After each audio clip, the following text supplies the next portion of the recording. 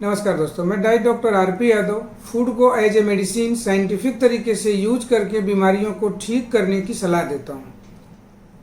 पिछले वीडियो में हमने आपको डायबिटीज किस तरह से डेवलप होती है, जिसे डेवलप होने में 10 साल लगते हैं और ये अलग अलग 6 स्टेज में पार करते हुए हमें देखने को मिलती है।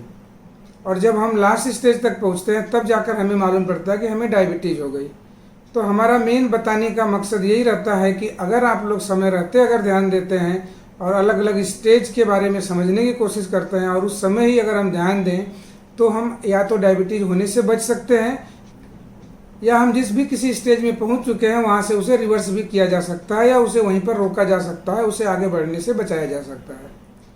और तब आपके मन में ये सवाल आएगा कि आखिर हमें कैसे मालूम पड़ेगा कि हम किस स्टेज में हैं। तो उसकी जानकारी के लिए हम आपको ऐसे कुछ टेस्ट की सलाह देंगे। अगर वो टेस्ट आप समय पर करते हैं तो आपको मालूम हो जाता है कि हम किस स्टेज में हैं और हम उसके आगे क्या कर सकते हैं। क्योंकि अक्सर हमने देखा है कि जब भी कोई टेस्ट या किसी को डायबिटीज हो जाती है, जहाँ पर कुछ एक टेस्ट लोग कर लेते हैं जिसे हम फास्टिंग ब्लड शुगर या पीपी ब्लड शुगर के नाम से जानते हैं, और ये कर लेने के बाद ही हमें इस बात का एश्योरेंस मिल जाता है कि हमें डायबिटीज हो गया। इसके अलावा और ये सब चीज़ें हमें तब मालूम पड़ती है जब हम लास्ट स्टेज तक पहुंच चुके रहते हैं। तो अगर हमें जानना चाहते हैं कि हम किस कंडीशन में या किस स्टेज तक पहुंचे हुए हैं, तो उस कंडीशन में हमें 5 आवर्स जीटीटी विथ इंसुलिन ये टेस्ट करना काफ़ी फ़ायदेमंद रहता है। और ये टेस्ट को किस तरह से करना चाहिए उसके बारे में भी हम आपको बताने की कोशिश करेंगे।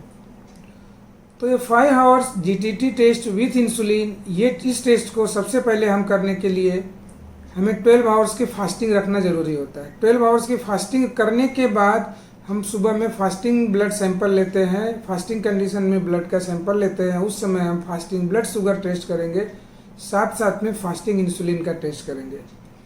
उसके बाद हमें तुरंत 75 ग्राम्स का ग्लूकोज लेना पड़ेगा और 75 ग्राम्स का ग्लूकोज का इंटेक करने के बाद चाहे हम उसे लिक्विड फॉर्म में पानी में डालकर पी लें या डायरेक्ट खा लें, ये 75 ग्राम्स का ग्लूकोज खा लेने के बाद हम उसके आधे घंटे के बाद एक सैंपल लेंगे, उसके 1 घंटे के बाद एक सैंपल लेंगे, 2 घंटे के बाद एक सैंपल लेंगे, 3 घंटे के बाद एक सैंपल लेंगे और 4 घंटे के बाद एक सैंपल लेंगे।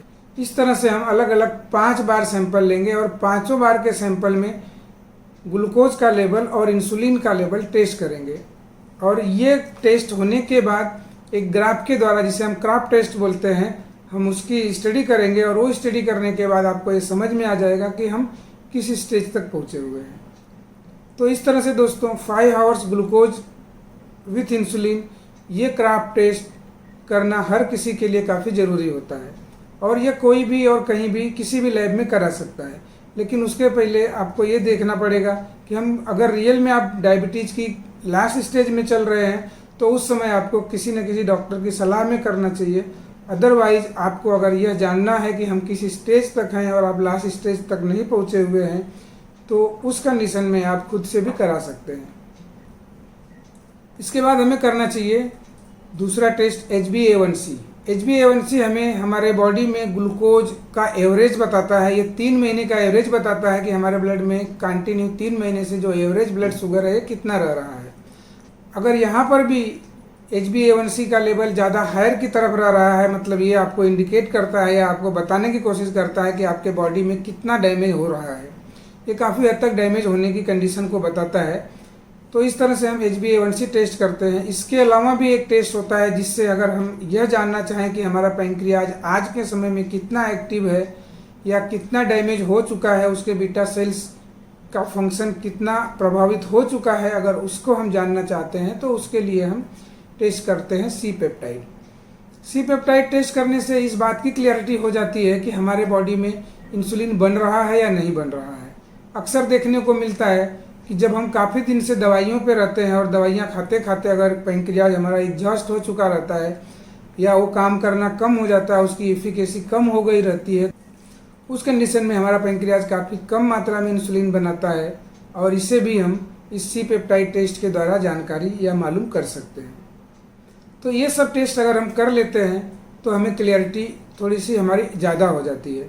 अदरवाइज हम जो इसके पहले जो टेस्ट करते चले आ रहे हैं, फास्टिंग ब्लड शुगर और पीपी ब्लड शुगर, ये केवल वही बात है कि एक अंधे आदमी को हाथी दिखा दो अगर उसने सूंड पकड़ लिया तो बोलेगा ये कुछ सिलिंड्रिकल टाइप का कुछ पार्ट्स है, या उसने पैर पकड़ लिया तो बताएगा कि वो एक खंबे जैसा कोई तो है, या कुछ किसी ने पूंछ पकड़ लिया तो उसको लगेगा कि ये कोई रस्सी जैसा जानवर है, और किसी ने पेट के ऊपर हाथ रखा तो उसको लगेगा कि ये कुछ पहाड़ के जैसा कुछ तो है। तो मतलब इस तरह का आपको एक्सप्लेन करेगा। सेम वही कंडीशन है कि हम पीपी या फास्टिंग ब्लड शुगर तो कर लेते हैं, लेकिन उससे इतनी बड़ी क्लियरिटी नहीं होती है, या हम एक्चुअल कंडीशन को नहीं समझ पाते हैं कि हम किस स्टेज में हैं और हम क्या रियल में इसको रिवर्स कर सकते हैं या नहीं कर सकते। सबसे बड़ी बात देखने को मिलता है कि जब किसी डायबिटिक पेशेंट को बताया जाता है कि आपको अभी फास्टिंग शुगर या पीपी शुगर कर लेना है, तो उसके पहले से थोड़े दिन पहले से वो थोड़े से डाइट के कंट्रोल में आने लगता है, मतलब वो खाने पीने बहुत स्पेसिफिक ध्यान देने लगता है।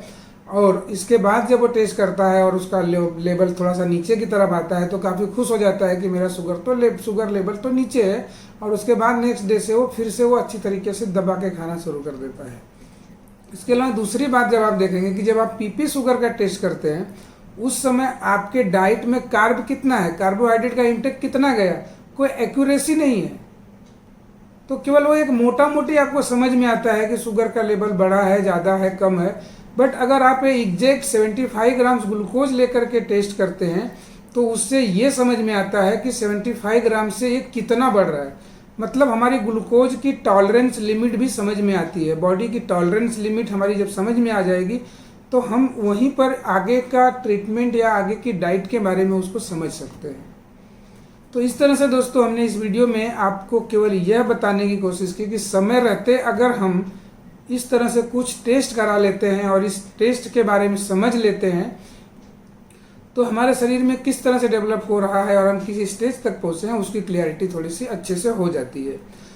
और हम साथ में आपको थोड़ा सा ये भी बताएंगे कि अब ये जो इंसुलिन लेवल या आपने फास्टिंग शुगर लेवल टेस्ट किया, ये इसका रेंज किस तरह से होना चाहिए ताकि आपको भी थोड़ा सा समझ में आ जाए। अगर आपने खुद से भी टेस्ट कराया तो आपको भी समझ में आ जाएगा कि हम कहाँ पर हैं। तो यहाँ पर आप देखेंगे कि अगर आपका फास्टिंग ब्लड शुगर 100 से ज़्यादा रह रहा है और फास्टिंग इंसुलिन भी 10 से ज़्यादा रह रही है, फास्टिंग इंसुलिन का लेवल अगर 10 से ज़्यादा है तो ये आपको हाइपर इंसुलिनीमिया की तरफ इंडिकेशन देता है। इसके अलावा हमने 2 घंटे के बाद जो टेस्ट किया जिसको हम पीपी शुगर के नाम से जानते हैं, अगर 2 घंटे बाद वाला शुगर का लेवल 120 से ज़्यादा की तरफ दिख रहा है तो वहाँ पर भी ये हाईली इंडिकेशन देता है कि हम डायबिटीज़ की तरफ बढ़ रहे हैं।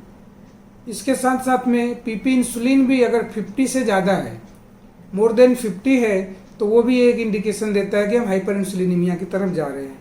इसके अलावा ये जो हमने आपको मोटा मोटी बताया इसमें काफ़ी वेरिएशन भी देखने को मिलता है। वो डिपेंड्स करता है कि जो क्रॉनिक केसेस हैं उसमें पैंक्रियाज किस हद तक डैमेज हो चुकी है उसके ऊपर भी ये डिपेंड करता है।